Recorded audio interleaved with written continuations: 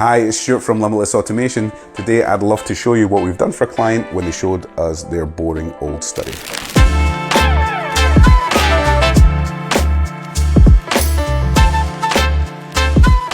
This was an unloved and unused study room in their house, and we've transformed it into this awesome cinema space.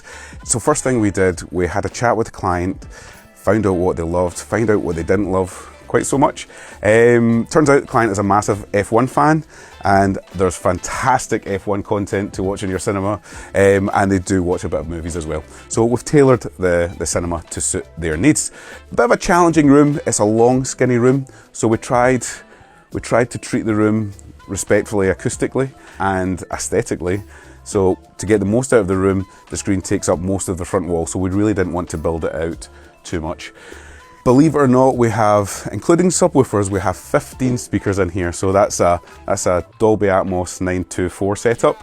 So behind all these halo frames, we have acoustic treatment and system audio speakers, and behind all the first reflection points, we also have Cinema Build Systems reactor panels. We worked very, very closely designing this room with Cinema Build Systems to create something pretty special and bespoke for the client.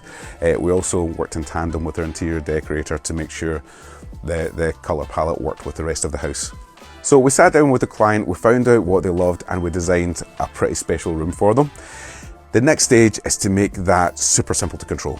We've gone ahead with Control 4, and we've actually specified Control 4's Neo handset. So it'll go ahead and replace all the remote controls from the amplifiers, the projectors, the skyboxes, all these kind of things, bring it into one sleek little remote here.